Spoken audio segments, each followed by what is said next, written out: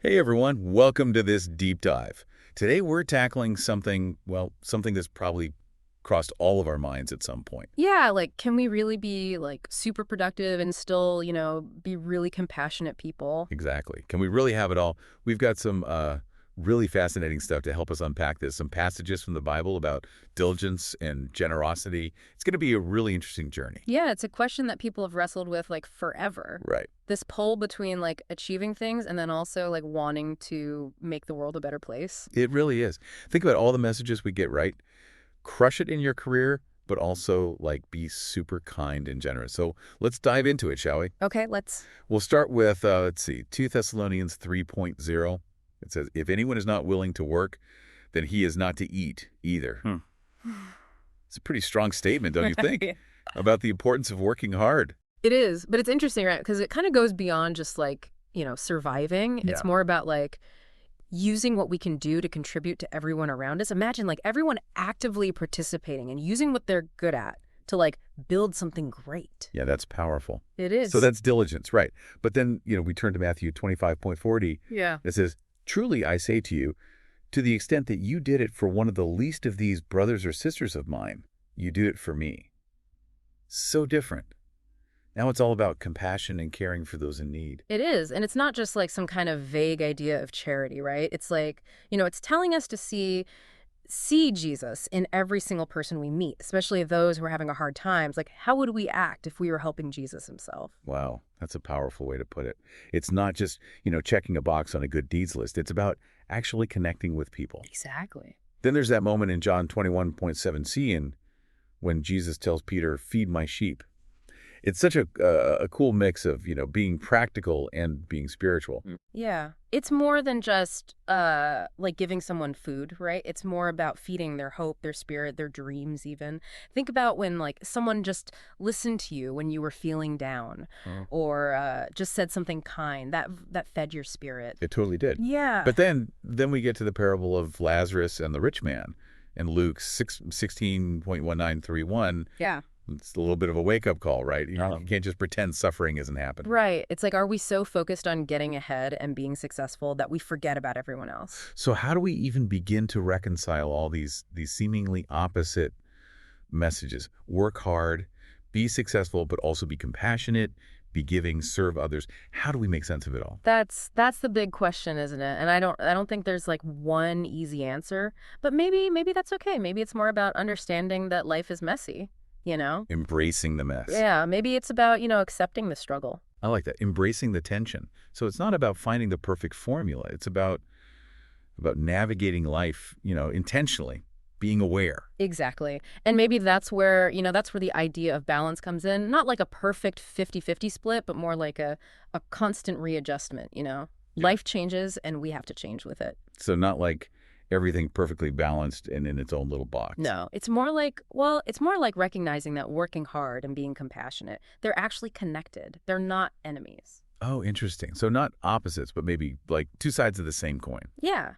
And that's where things get really interesting, How can we take our energy, our ambition, our drive to achieve things and use it to help others? How can we weave compassion into everything we do? I love that. Not giving up on our goals, but making our work more meaningful, more impactful. Yeah, and it's about realizing that compassion isn't just something we do in our spare time. It's a part of us. It can be a part of every decision we make, every interaction, It's how we show up in the world. I'm starting to see how all these ideas, even though they seem so different, can actually work together. That's the beauty of it, right? It's not about finding the one right answer. It's about being open to new possibilities, being both successful and compassionate. Wow.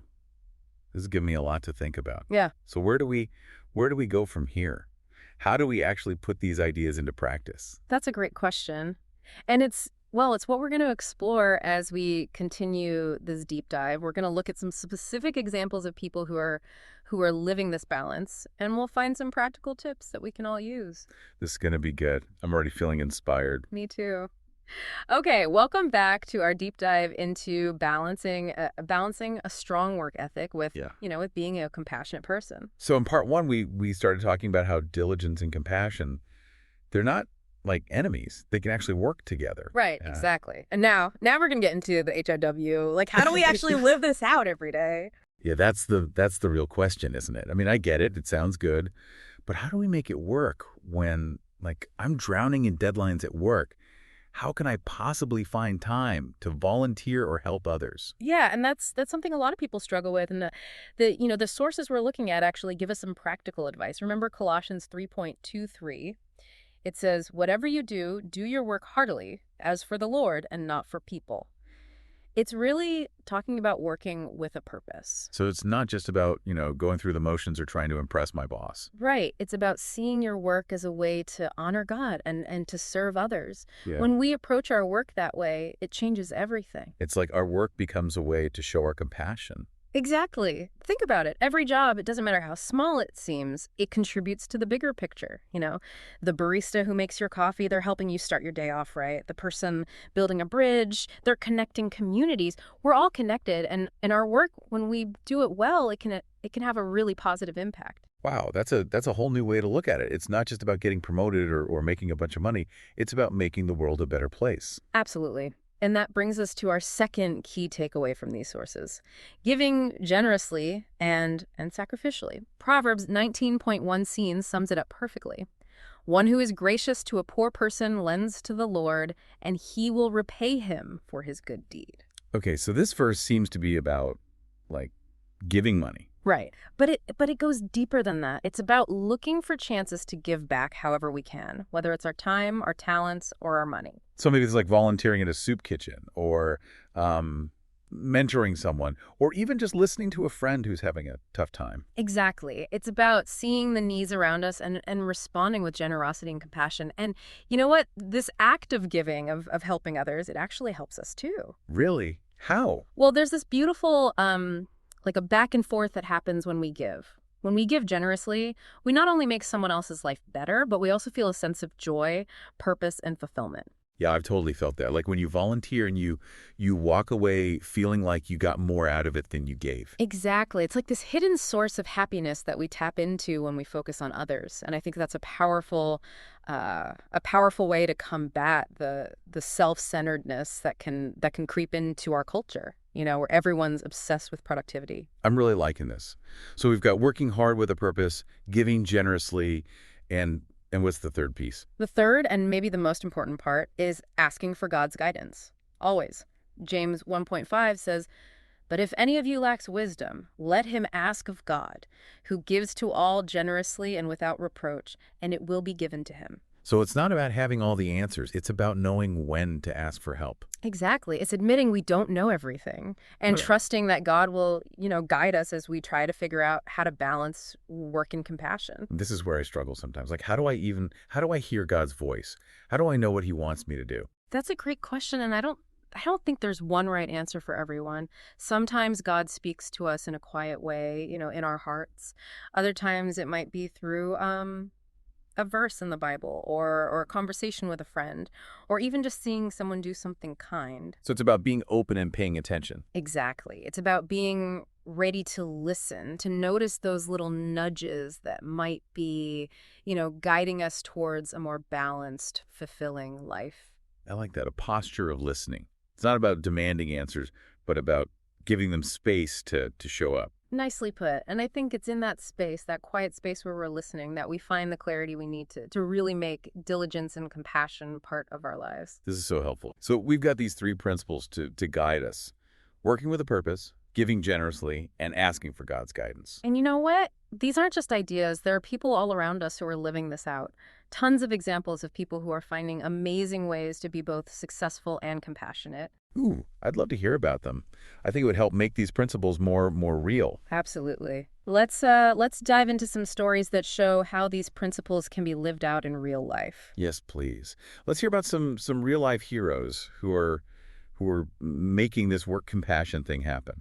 All right, welcome back to the deep dive. We're continuing our exploration of this whole idea of balancing work and compassion. And as promised, I've got some stories that I think will really inspire you. Yeah, hearing about real people always helps me, really connect with these ideas, makes them feel more real. Absolutely. So let's start with Sarah. She's an entrepreneur who built this amazing tech company, but she's also like super passionate about social justice. So she set up this really unique profit sharing model where part of the company's earnings go to organizations that are fighting poverty and inequality. Wow, that's incredible. She's not just talking about it, she's actually doing it. Exactly. And that's not all. She also started a mentorship program within her company to help women and minorities, succeed in the tech world. It's amazing how she's found a way to make compassion a part of her business. Right. And it really shows that, success and making a difference, they don't have to be separate things. They can actually work together. Okay, so Sarah's story is a great example of how diligence and compassion can work together in the business world. What about other areas of life? Well, let's meet David. He's an ER doctor, so he works crazy hours, but he also volunteers at a homeless shelter every week. Wow, that's really inspiring. I mean, it would be so easy to just focus on his job, with all the stress and long I hours. know, right? But he makes time to serve others. And you know what's really cool? He says that volunteering actually helps him recharge and remember why he became a doctor in the first place. That's beautiful. It's like his compassion fuels his work, and his work fuels his compassion. It's this amazing cycle.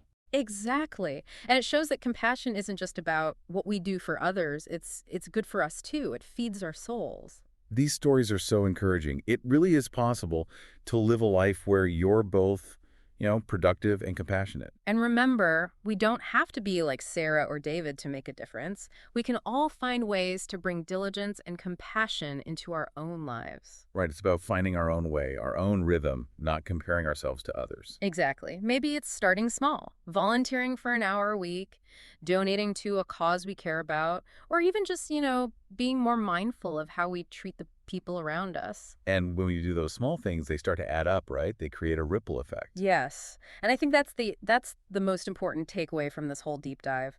We all have the power to make a difference, both through our work and through our compassion. It's about understanding that those two parts of us, they're not separate. They're connected and can work together to make the world a better place. Perfectly said. It's about being our full selves, called to both create and to love. This has been such a great conversation. Thank you so much for sharing your insights and stories with us. It's been my pleasure, and thank you for joining us on this deep dive. So as we wrap up, I want to leave everyone with one last thought.